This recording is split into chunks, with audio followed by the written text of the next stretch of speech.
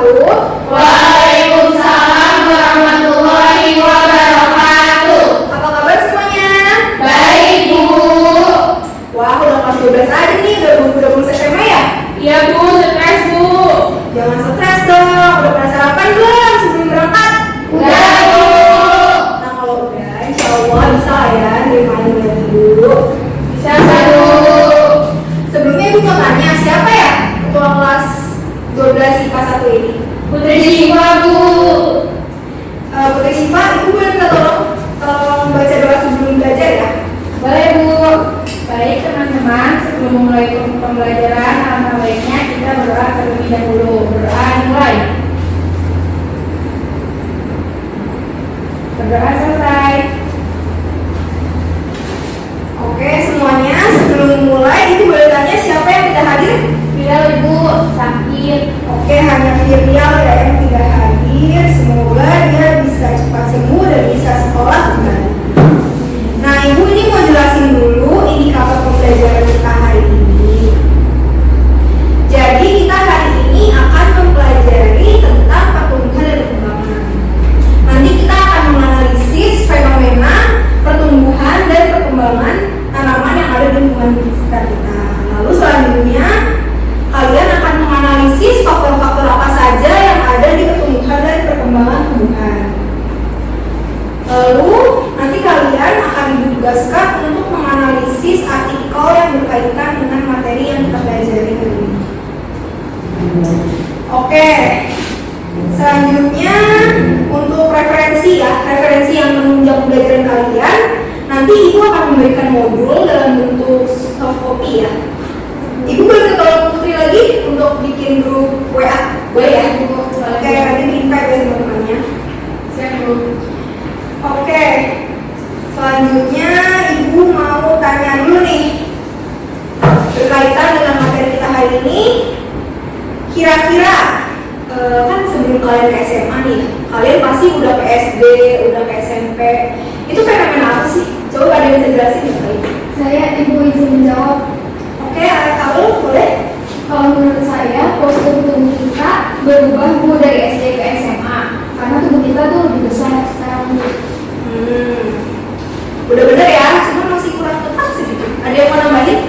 Saya Ibu izin menambahkan. Oke, Putri Ayu boleh. Yang tadi Aulia sampaikan udah benar, cuman saya mau menambahkan aja. Kalau pas SMA itu kita udah lebih dewasa, Bu, baik dari postur tubuh sampai pemikiran kita dibandingkan saat kita SMP atau SD. Nah, cakep. Nah, yang udah dijawab sama Putri Ayu udah cepat banget ya. Udah berkaitan banget nih sama materi yang bakal kita pelajari hari ini, yaitu pertumbuhan dan perkembangan. Nah, tadi kan Putri sama Aul udah jelasin soal postur tubuh ya. Itu berkaitan sama yang namanya pertumbuhan. Lalu kalau untuk pemikiran kita, itu berkaitan dengan perkembangan. Oke. Selanjutnya, apa sih Bu? Kenapa sih kita harus belajar pertumbuhan dan perkembangan ini? Ada nih manfaatnya. Nanti kalian setelah pembelajaran ini, kalian tahu apa itu pertumbuhan dan perkembangan yang ada di sekitar kalian. Lalu tujuan pembelajarannya apa aja sih Bu? Nah, yang pertama, nanti Ibu akan menampilkan video time lapse yang ada di PowerPoint yang Ibu nanti tayangkan. Nah, nanti kalian bisa mengamati secara langsung bagaimana itu proses pertumbuhan dan perkembangan. Lalu yang kedua, nanti dari PowerPoint itu kalian bisa melakukan penelitian yang akan Ibu bagikan.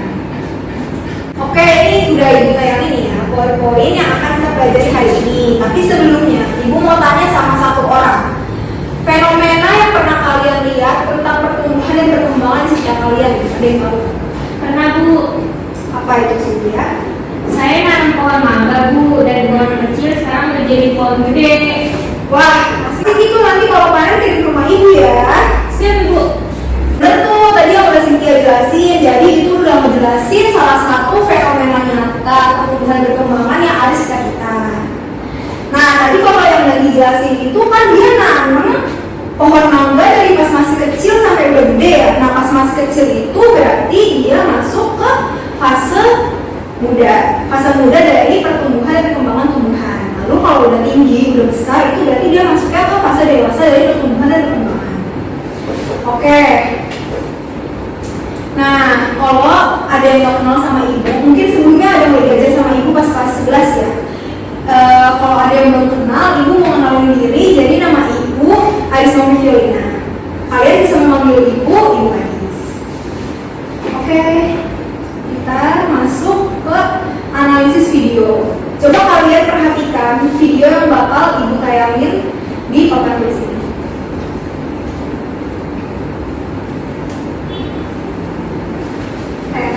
Kalian perhatiin, simak-simak dengan baik ya.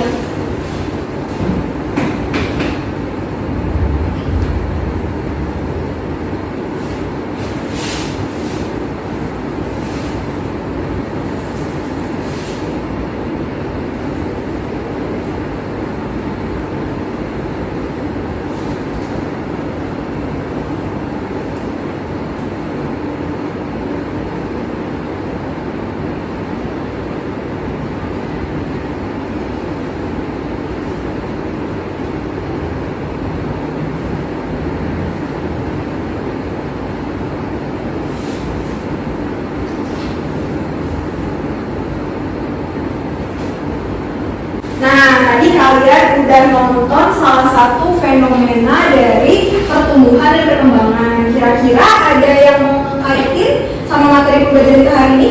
Saya Bu. Kakak tulis.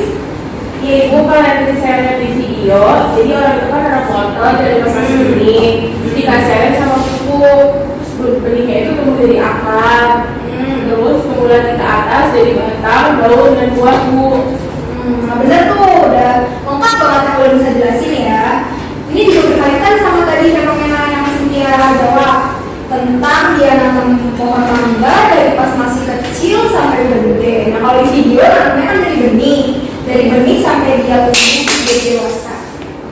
Kira-kira ada yang mau nanya lagi? Tidak Bu. Oke, next ya. Nah di sini ada konsep dasar. Kalian bisa membedakan apa sih pertumbuhan perkembangan itu. Nah, kalau pertumbuhan dia biasanya itu bisa diukur dari tinggi dan beratnya, jumlah selnya gitu. Nah, kalau perkembangan dia yang tidak dapat diukur. Seperti tadi pas pertanyaan awal ibu ya. Kan kita pernah dari SD, SMP, SMA. Nah itu berkaitan dengan kemampuan kita dalam berpikir, itu masuk ke perkembangan. Oke. Nah sekarang ibu bakal jelasin tentang fase pertumbuhan. Dan di pertumbuhan ini fase pertama itu yaitu fase embriosis. Nah kalau di sini fase embriosis itu pembentukan zigot jadi embrio. Nah nanti dari embrio itu dia akan di dalamnya itu akan ada bakal biji. Lalu dari zigot ini akan diteruskan ke pembelahan sel. Nanti setelah pembelahan sel dia akan melakukan perkembangan. Lalu yang kedua kita masuk ke fase muda. Nah di fase muda ini bakal bijinya tadi itu akan melakukan perkembangan. Nah kalau di fase ini dari biji itu dia akan tumbuh menjadi bibit seperti yang tadi Cynthia tanam. Itu kan dia mulai dari bibit berarti. Lalu memiliki ciri-ciri adanya pembentukan daun pertama dan berlangsung terus menerus hingga nanti dia akan berbunga atau melakukan pembentukan buah yang next betul. Nah, yang fase ketiga di sini ada fase dewasa atau fase generatif. Nah, di sini tanaman itu bagian-bagiannya udah lengkap dari batang, daun, dan bunga. Lalu dari bunga ini nanti dia mampu untuk menghasilkan bakal buah seperti yang kalian lihat di sini ya. Pohon-pohonnya udah pada berbuah gitu. Dari sebelumnya ini dia itu bunga, jadi nggak langsung jadi buah. Nah, dalam hal ini baik tunas vegetatif ataupun perakaran akan terganggu pertumbuhannya, karena dia kan akan berebut istilahnya ya, berebut zat hara yang masuk ke tumbuhan itu. Lalu yang keempat ada fase menua. Nah, di sini tanaman itu udah nggak mampu lagi berbuah, udah nggak mampu lagi menghasilkan bunga. Nanti di tandanya itu buah-buahnya akan mengecil, atau kalau dari tanamannya mulai mengecil dan lama-lama dia mati. Oke, next puput. Nah, di sini kita masuk ke perkecambahan. Perkecambahan itu apa sih? Tadi kan sebelumnya ibu udah ngejelasin yang fase perkecambahan sebelumnya, fase vegetatif. Nah, di sini terjadi perubahan dari biji menjadi kecambah. Lalu terjadinya proses metabolisme benih dan aktivitas pertumbuhan embrio. Nanti dia akan menciptakan kehidupan yang baru. Nah, dalam rangkaian ini terdapat perubahan dari morfologinya, fisiologinya, dan kandungan kimia, senyawa-senyawa kimia yang ada di dalam benih tersebut. Nah, di sini ada gambarnya nih, biji yang udah mengalami perkecambahan. Sekarang ibu mau nunjuk satu orang. Coba tunjuk mana yang plumula dan yang radikula. Siapa ya? Putri Syifa, boleh? Ditunjuk aja pakai spidol di gambar.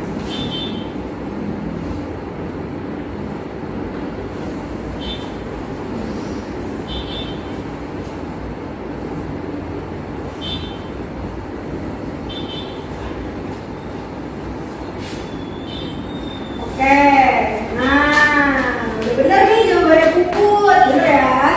Yang di bawah ini dia radikula, nah yang di atas ini dia plumula. Kira-kira penjelasannya apa sih Bu? Kenapa yang di bawah radikula dan yang di atas itu plumula? Nah, yang radikula ini dia akan tumbuh ke bawah menjadi akar. Kalau plumula dia akan tumbuh ke atas menjadi batang. Jadi nanti ini akan bertambah besar dan jadi batang. Oke, bentar ya. Terus dulu. Oke, bisa next Puput. Nah, di sini selanjutnya masih materi perkecambahan. Perkecambahan itu dibagi menjadi dua, ada hipogeal dan epigeal.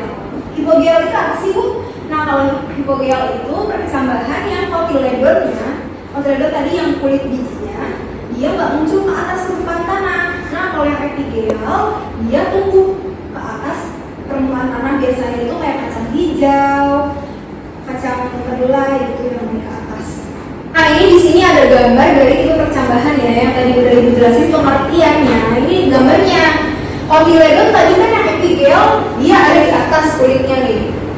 Contohnya itu tadi kayak kacang hijau, kacang tanah, itu kan dia di kacang kedelai itu dia di atas kulit bijinya. Nah, kalau hipogeal dia kulit bijinya itu ada di bawah atau benihnya dia ada di bawah, dia nggak naik ke atas kayak epigeal. Contohnya itu biasanya umbi-umbian kayak bawang, ubi, nanti di bawah tanah. Next ikut. Nah, di sini ada faktor dari perkecambahan. Faktornya itu ada dua. Yang pertama ada faktor dari dalam atau faktor internal, dan yang kedua itu ada faktor dari luar atau faktor eksternalnya. Nah, kalau faktor internal itu apa ada sih Bu? Yang pertama itu ada sifat dormansi, dan yang kedua itu komposisi senyawa kimia yang terkandung di dalam benihnya.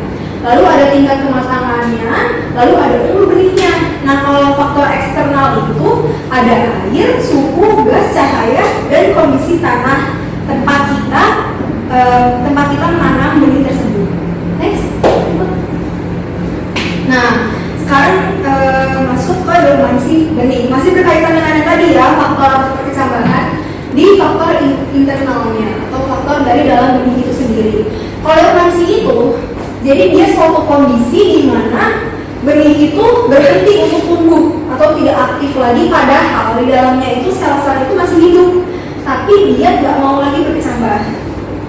Nah, kalau tipe dormansi itu sendiri ada tipe dormansi primer, yaitu dari dormansi fisiknya yang dipengaruhi oleh kulit, impermeabilitas kulitnya terhadap air, lalu ada resistensi kulitnya terhadap pertumbuhan embrio, dan zat penghambat yang mengganggu pertumbuhan atau percambahan benih tersebut. Lalu ada dormansi fisiologis. Dan yang kedua ini ada dormansi sekunder. Sebelumnya ada yang mau ditanyakan? Ibu, saya izin bertanya. Oke, boleh Alia, silakan. Saya mau nanya, tadi kan Ibu jelasin kalau dormansi itu keadaan selnya sebenarnya masih hidup, cuma tidak aktif dan otomatis berhenti untuk tumbuh. Nah, saya mau tanya Bu, itu benihnya bisa diaktifkan kembali nggak sih Bu biar kembali tumbuh? Oke, kita bisa aja memecah masa dormansi yang pertama itu kan tadi karena adanya proses impermeabilitas kulit terhadap air ya. Jadi yang seharusnya benih itu dapat menyerap air untuk menumbuhkan si plumula dan radikulanya, tapi dia nggak mau terbuka karena kulit bisa jadi karena kulitnya terlalu tebal, jadi nggak ada air yang bisa masuk ke sel-sel kulit benihnya itu. Yang pertama itu kita bisa aja ngeamplas atau ngekikis kulit si benihnya itu. Jadi kan yang lainnya tebal kan, karena nggak bisa dimasukin air, kita amplas jadi tipis. Nah, nanti pori-porinya juga akan terbuka dan bisa dimasuki oleh air. Jadi dia masa dormansi bisa dipecah lagi karena tadi air udah masuk, plumula dan radikulanya itu bisa keluar dari kulit benih tersebut. Seperti itu, boleh paham? Sudah Ibu, terima kasih. Oke, yang mana ada yang ingin bertanya? Tidak Bu. Oke, kalau nggak ada, kita lanjut ya. Nah, di sini kita masuk ke faktor pertumbuhan. Sama seperti faktor percambahan, faktor pertumbuhan juga ada dua faktor. Yang pertama itu faktor dari luar atau faktor eksternal, dan yang kedua itu ada faktor dari dalam atau faktor internalnya. Nah, kalau faktor internalnya sendiri atau faktor dari dalam, dia itu bisa disebabkan karena genetik. Dan yang kedua itu karena hormon yang ada di dalam tumbuhan itu sendiri. Lalu kalau dari faktor eksternal itu bisa disebabkan oleh suhu, lalu disebabkan juga oleh hara dan air, lalu disebabkan juga dari curah hujan, lalu bisa juga disebabkan oleh karbon dioksida, lalu cahaya matahari atau rangsangan sinar cahaya apapun itu yang dari luar, lalu ada kontrol gulma, dan yang terakhir itu hama yang dapat menjadi hambatan atau cekaman bagi tumbuhan untuk tumbuh atau berkembang. Oke, next. Nah, sampai dari sini ada yang ingin ditanyakan? Tidak Bu. Oke, kalau tidak ada, sepertinya kalian udah pada paham nih sama materinya. Jadi ibu bakal ngebagiin tugas kelompok. Sebelumnya kelompoknya mau ibu pilihin atau pilih sendiri? Ibu aja Bu, biar nanti.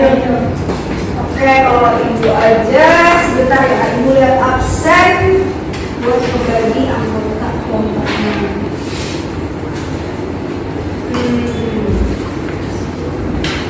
Oke, kelompok pertama Cynthia dan Putri Ayu. Kalau kelompok kedua ada Putri Syifa, Anissa, dan Aulia. Udah setuju sama anggotanya? Setuju Bu. Oke, kalau udah setuju, artikelnya juga ibu yang bagiin. Iya Bu. Oke. Nanti artikelnya ibu tolong input ya, kirim ke grup. Jadi artikelnya yang pertama itu untuk kelompok 1 tentang pengaruh intensitas cahaya terhadap pertumbuhan tanaman kunyit. Lalu yang kedua untuk kelompok 2 itu respon pertumbuhan dan produksi kacang hijau terhadap perlakuan perbedaan naungan. Oke, untuk tugas ini ibu beri waktu minggu depan. Sebelumnya ibu bagiin APD-nya dulu ya. Tadi ada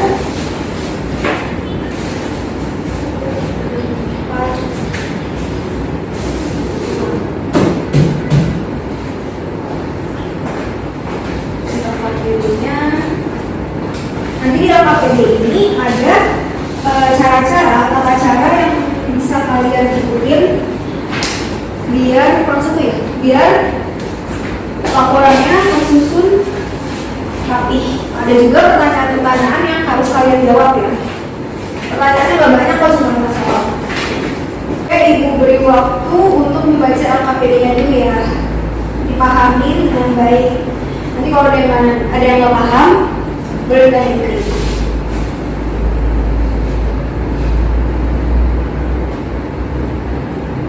Oke, udah? Udah baca Bu? Udah Ibu. Nah, sampai di sini ada yang mau ditanyakan? Saya Bu, Mau tanya apa Bu? ini laporannya dalam bentuk apa ya Bu? Oh, untuk laporannya dalam bentuk Word ya. Nanti kalian kumpulin ke Ibu di depan itu dalam bentuk hard copy-nya atau kalian print dulu, baru nanti kalian kumpulin ke Ibu. Paham? Paham Bu. Terima kasih. Oke, anak-anak ada yang mau tanya lagi? Tidak Bu. Oke, kalau tidak ada, pembelajaran kita mungkin sampai di sini ya. Tadi kita udah belajar konsep dasar dari pertumbuhan dan perkembangan, lalu Ibu udah jelasin juga tentang fase pertumbuhan, Ibu udah jelasin juga soal perkecambahan dan faktor-faktor perkecambahan itu apa aja, lalu Ibu udah jelasin tentang faktor dari pertumbuhan dan perkembangan itu sendiri apa aja. Kalau tidak ada yang mau nanya lagi, mungkin sampai di sini pembelajaran kita untuk hari ini. Selamat mengerjakan tugas kelompoknya, kerjakan dengan baik, jangan sampai ada kekurangan, karena susunan laporan kalian akan mempengaruhi nilai kalian sendiri ya. Baik Bu. Sekian dari Ibu untuk pembelajaran hari ini, kurang lebihnya mohon maaf. Assalamualaikum warahmatullahi wabarakatuh. Waalaikumsalam warahmatullahi wabarakatuh. Terima kasih Bu.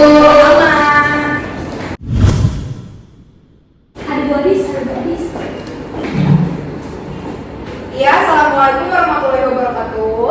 Waalaikumsalam warahmatullahi wabarakatuh. Belum sama, faktor udah siang ini ya. Ulang ah. Assalamualaikum warahmatullahi wabarakatuh. Waalaikumsalam warahmatullahi wabarakatuh. Nah gitu dong, yang semangat. Nah, sebelum mulai pembelajaran, Ibu minta satu orang untuk berdoa sebelum pembelajaran. Boleh, Putri Ayu? Baik Bu. Baik teman-teman, sebelum mulai pelajaran, alangkah baiknya kita berdoa sesuai dengan kepercayaan masing-masing. Berdoa dimulai. Berdoa selesai. Oke, makasih Putri. Sebelumnya, ini udah pada ngerjain tugas kelompoknya belum? Sudah Ibu. Nah, cakep. Berarti nanti kita bahas ya. Sebelumnya kemarin kita udah belajar tentang faktor-faktor perkecambahan, lalu ada faktor-faktor pertumbuhan dan perkembangan, ada faktor eksternal dan faktor internal. Nah, sebelum presentasi kelompok, Ibu mau nanya sama satu orang. Saya Ibu lihat yang belum pernah jawab. Oke, Aulia, Ibu boleh minta jelasin sedikit aja faktor apa aja dari artikel yang kamu punya. Faktor eksternal pertumbuhan Bu, kalau dari artikel yang saya dapat itu pertumbuhan tanamannya itu dipengaruhi sama rangsangan cahaya. Bener ya. Emang kemarin dua-duanya artikel yang Ibu kasih baik untuk kelompok 1 sama kelompok 2, dua-duanya itu yang berkaitan sama faktor eksternalnya, yaitu faktor dari intensitas cahaya atau rangsangan cahaya yang diterima oleh tumbuhan. Oke, sebelumnya Ibu mau jelasin dulu tujuan dari penelitian yang udah kalian jalanin nih. Kenapa sih Bu kita harus ngerjain laporan ini? Jadi yang pertama itu tujuannya agar kalian itu mampu untuk menganalisis, dan juga Ibu mau kalian itu bisa memperkuat pengetahuan yang kalian punya tentang pertumbuhan dan perkembangan tumbuhan. Lalu yang kedua, Ibu pengen kalian itu bisa menganalisis pertumbuhan yang terjadi di sekitar kalian, pertumbuhan tanamannya. Nah, untuk kelompok presentasinya yang mau maju duluan, Sukarelawan atau Ibu yang pilih? Oke, kalau Ibu yang pilih, kita pakai koin ya, biar adil nih. Untuk kelompok 1, kalau misalnya dapatnya angka, kalau kelompok 2 Garuda ya. Baik Bu. Apa ya? Wah, Garuda nih, tahu kan siapa yang maju duluan? Tahu. Ayo kelompok 2.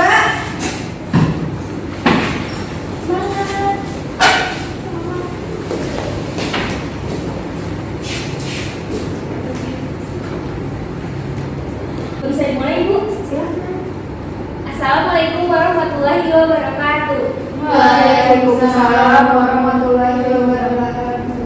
Teman-teman, kami izin mempresentasikan hasil diskusi kami terkait dengan tugas yang Bu Adis berikan kemarin. Kelompok 2 terdiri dari saya dan Cynthia dan Putri Ayu. Di sini kita akan membahas tentang pengaruh intensitas cahaya terhadap pertumbuhan tanaman kunyit. Artikel yang kami analisis ini mengulas penelitian tentang pertumbuhan tanaman kunyit yang dipengaruhi oleh intensitas cahaya yang tinggi. Kunyit sendiri tergolong ke dalam tanaman yang mampu berfotosintesis pada cahaya yang tinggi. Peneliti memangkas tajuk pohon agar dapat dilalui oleh cahaya.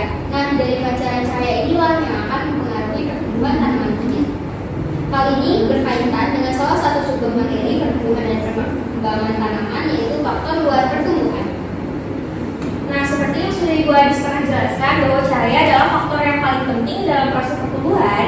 Cahaya masuk ke dalam salah satu faktor yang berperan penting dalam proses perkembangan genetika dan proses kecepatan tumbuh dengan mengelola makanan untuk berubah menjadi energi. Nah, kesimpulan hasil analisis kami yaitu pertumbuhan tanaman kunyit dipengaruhi oleh intensitas cahaya yang penuh. Selain itu, lingkungan sekitar juga berpengaruh karena ketika tanaman kunyit kekurangan intensitas cahaya, maka tanaman tersebut akan sulit untuk tinggi. Biasanya daun akan menguning jika kekurangan intensitas cahaya.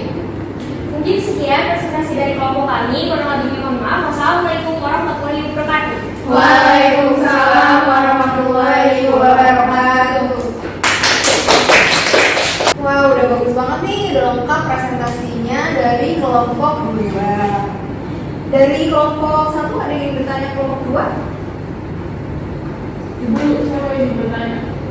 Ke kelompok 2 dong nanyanya, bukan ke ibu. Iya, maaf Bu, kelompok 2 boleh izin bertanya? Boleh. Tadi kan disebutin ya kalau tumbuhan yang gak dapat sinar matahari itu warnanya lebih pucat. Itu kenapa ya? Ibu boleh langsung dijawab. Boleh. Silakan. Jadi kalau tanaman yang tumbuh di tempat yang kurang cahaya itu biasanya daunnya berwarna lebih pucat. Soalnya mereka mengandung lebih sedikit klorofil dibandingkan dengan tempat terang. Makanya tumbuhan yang kurang dengan cahaya biasanya warnanya itu lebih ke warna kuning. Gimana Anissa udah ngerti jawabannya sebelumnya? Sudah Ibu, terima kasih Cynthia kelompok 2. Sama-sama. Oke, kelompok 2 juga. Terima kasih Bu.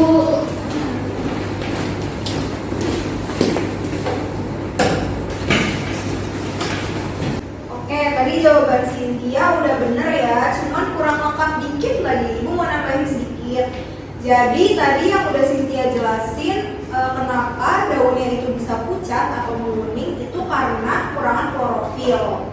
Nah, kenapa dia bisa kekurangan klorofil? Itu karena dia tumbuhnya di tempat gelap dan tidak diimbangi dengan proses fotosintesis. Jadi dia nggak bisa membentuk tuh klorofilnya karena nggak ada bantuan dari cahaya matahari untuk mengolah energinya.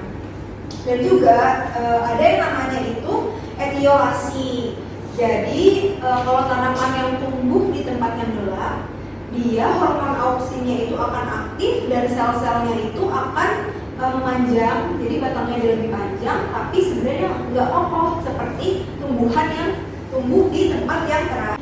Oke, karena presentasi sudah selesai dan ibu juga sudah menganalisis hasil diskusi kalian juga sudah sangat lengkap dan baik. Ibu mau menguji pemahaman kalian tentang materi pertumbuhan dan perkembangan ini. Apakah bersedia? Bersedia Bu. Oke, kalau sudah siap ibu mau jelasin dulu ya gimana. Jadi ibu nanti akan memberikan soal, 1 orang 2, dan kalian akan melakukan estafet. Tahu kan estafet? Gimana Bu, masih bingung. Nanti misalnya nih dari Anissa ibu kasih 2 soal.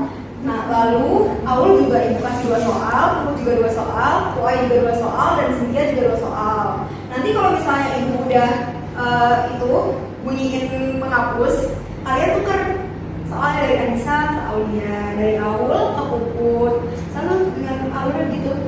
Paham kan? Siap Bu. Siap Bu. Oke nih,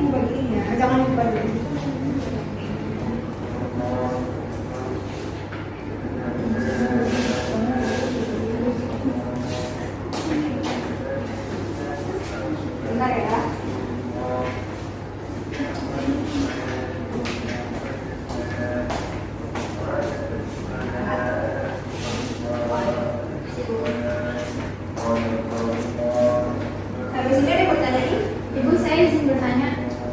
Iya, Aul boleh. Waktu pengerjaan soalnya berapa lama ya, Bu? Untuk 2 soal yang edukasi, kalian kerjanya 3 menit ya. Habis itu tukar. Oke, baik, Ibu. Oke, udah siap? Pulpen sama kertasnya? Siap, Bu. Oke, Ibu mulai ya.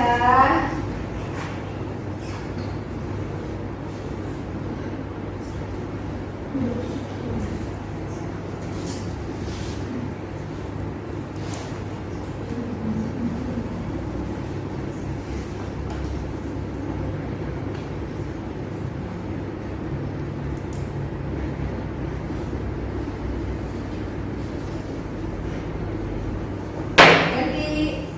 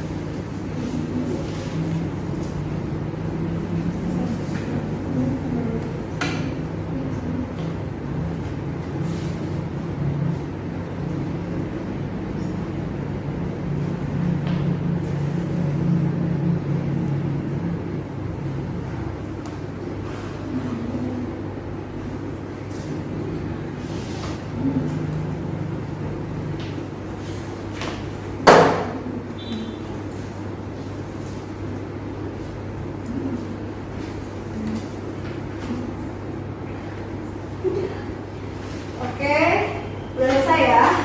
Udah, Ya, Ibu. Ketua kelas boleh bantu Ibu kumpulin soal dan jawabannya. Baik, Bu.